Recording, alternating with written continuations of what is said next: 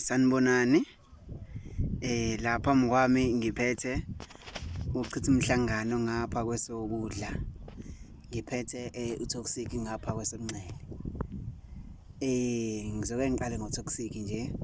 Ngizocela ukuthi akasichazele kabanzi ngomgidi ngoba nathi sisebancane siyafisa ukuthi sigide okuyikona.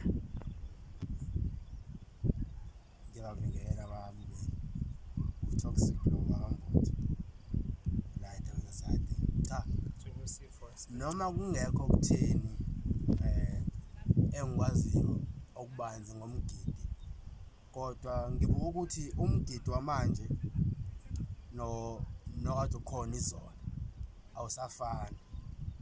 Sekuningi kakhulu oseku-ediwe manje okuyi-edition yabantu nangokwezitayela-ke abathi abantu bazodla ngabo abantu noma bafuna ukushaya obani. Umgidi obugidwa ngaphambilini ngingasho ukuthi bawade ushesha uma ubuka amavidiyo amadala ungasafani nowamanje. Owamanje umnandi yebo, kodwa angiboni ukuthi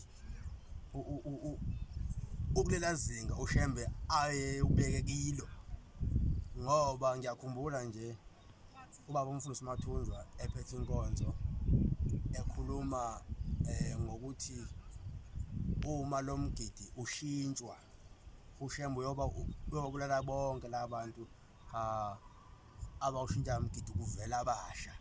Wathumela insizwa umshumela uXaba wasekwazini noWilly Ngema ukuthi abahambe bamemezele kubo la bantu ukuthi uma bewushintsha lo mgidi bewenze wabo bayofa bonke aveza abasha. Manje ngiyabuka ukuthi lo mgidi awusafani nala uShembe akade ewufuna ukuthi ube khona. Singeke sigxeke phela ngoba into kaShembe la, kodwa-ke nayi insizwa yakwaGwacela uchitha umhlangano ukuthi yona imi kanjani, khona yini mhlambe angaselapha nangakho kuloku yena akwazi ngomgidi. Gwacela. Angibingelele nami ngiwumfana omncane nje angazi lutho, kodwa-ke engizokubeka nami ukuthasisela emazwini amfowethu liyangisabisa leli gama athi uthi umfundisi uMathunjwa lashiwa inkosi ukuthi kuzofa bonke labantu bese veza abasha. Igama likaShembe kwakufanele liyoshwelezelwa lelo, ngoba into ekhulunywa uShembe yenzeka ngempela. Ukuthi-ke thina ngokwethu sazi ukuthi mhlawumbe sizofa singcwatshwe bese kuvela abasha bazozalwa, kanti kuyenzeka njengoba sizama izinto zingahlangani, ugane kuchitheke, ube uyasebenza imali awuyiboni, uthola ukuthi ukufa kona lokho nje. Siyahlupha esontweni sifake izinto zethu, ukufa kona lokho. Lamazwi kwakufanele mabewezwa abadala bese beye enkosini bayokhonza babuze ukuthi baba lento singayishweleza kanjani ngoba izingane zethu lezi kusasa izovusa amakhaya ethu. Okusho ukuthi bawadedela obaba amakhaya abo afa ngoba njengoba yakhuluma kanje inkosi lelo zilibili. Bafowethu ngizobeka nje nami ngeke ngikuncelile kwabadala. Uthi umfundisi uMaphumulo yathi inkosi uma wenza lento kaShembe okwazi ukuthi awenze into yakho.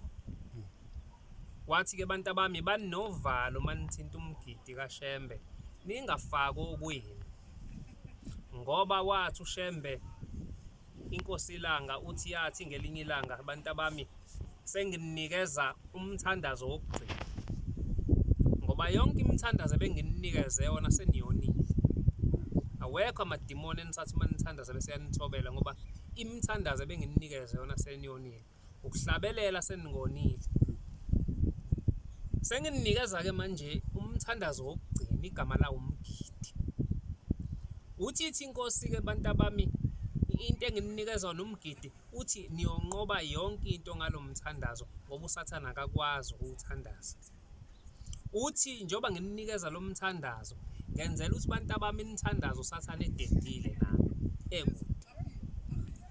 Uthi ngisho unenkinga ekhaya wothatha isihlabelelo uhlabelele bese uyagida. Uthi ngalesikhathi uzwe ukuthi ususemoyeni ubese ukhulume noShembe kule nkinga obhekene nayo. Uthi uShembe uyokuzwa ngaleso sikhathi. Uthi ke kodwa ke mangabe senigida lo mgide enigidayo bafana ngabe uNkulunkulu sawuniphendule ngilana ke umgidi njengoba bethi uShembe umthandazo kambe ke toxic uyakwazi ukuthandaza la ekhaya ungawugqokile umNazaretha ngaphandle mangabe uficwe isimo esikufica endleleni futhi ke nasendleleni wathi uShembe asophatha ingubo ukuze masificwe isikhathi sokuthandaza siguqe phansi kwesihlahla bese siyathandaza. Uthi ke umthandazo lo okusho ukuthi fanele uma ugida lo mgido ugqoke umNazaretha.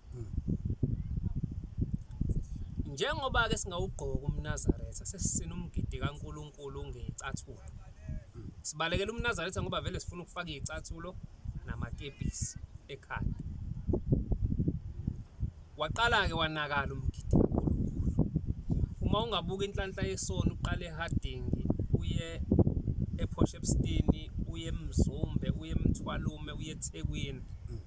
Hayi ngibale ngicine lapho. Uzothola inhlanhla yesona e30 kodwa uShembe wafundise yona. Okusho ukuthi khona la esiphambuke khona safaka okwethu. Unakele umgidi.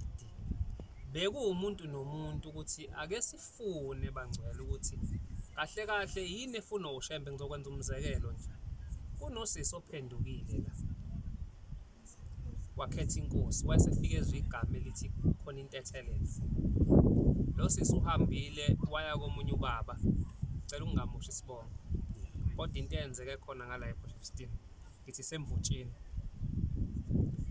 Mangabe efika kulo baba waguqa lo sisi wathi ngicela ukubuza leli gama elithi intethelelo lichaza ukuthini. Wayesemchazela lo baba waqeda. Uthema eseqedile yathi intokazi ngiyabonga. Usethi lo baba mntanami wena uzokholwa la ekhaya ngeke kuphela unyaka ungaganile ngoba uzokholwa. Uba nathi besingafuni ukuthi igama elithi Nazaretha lichaza ukuthini bese uhlonipha umgidi kaShembe. Ngoba ingempela uma ubuka umgidi ogidwayo manje sekugidwa intando yabantu. Ngizoya nasempempeni. Ngingakafika empempeni ezulwini mangabe la siya khona bangcwele ngicela ukubuza.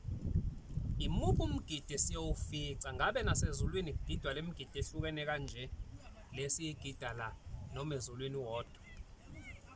Uma ke ubukile lento eyenzeka njengamanje iyasikhombisa ukuthi siyofika saliwe ezulwini. Uma ezulwini kugida umgido owodwa imuphi? Kusifanele mangicabanga ukuthi ngoba uShembe ukhona.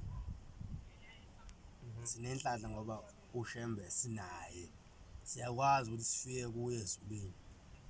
Sifike sikhonze ukuthi baba ingabe ikuphi ekumele sikwenze noma sibuyele kiyo ukuze umgidi wethu ubuyele la endaweni owawufuna khona Shembe. Ukuphendula la ekuthenini umNazaretha nomgidi kumi kanjani. Ubaba umfundisi umbatha kade sisentabazwe njengoba wathi intabazo nje ukhuluma ngomNazaretha ukuthi la uhamba khona umNazaretha kufanele uphathe even nasemsebenzini ufuna ube khona elokhini yonke indawo. Angazi ke kahle ukuthi kwenzakalani ukuze iMnazaretha singayifaki emgidini uma sisina. Kodwa emishadweni siyasibukela ukuthi hayi abantu abafuna ukuthi mafaka iMnazaretha ilaba abazokuthi isigaba ukuthi yavela kupha ngazi kodwa ikhona iningi futhi mafaka iMnazaretha cha Uyiliqhawe khona igama lenjalo ekhaya. uqhawe. Uqhawe. Yabo njengamanje njengoba nathi sikhuluma lento sizoba oqhawe kubantu abangafuni iqiniso.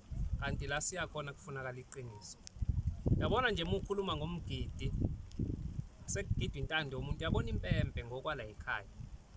Impempe ibiphuma ngaphakathi ngesicephu ilethwe inkosazana ifike inike lo msinisi okhethiwe ukuthi yena uzosinisa ngoba uma usinisa ufana nomuntu ophethe inkonzo. Umuntu ophethe inkonzo kuyakhethwa uNkulunkulu ukuthi wena uzophatha inkonzo.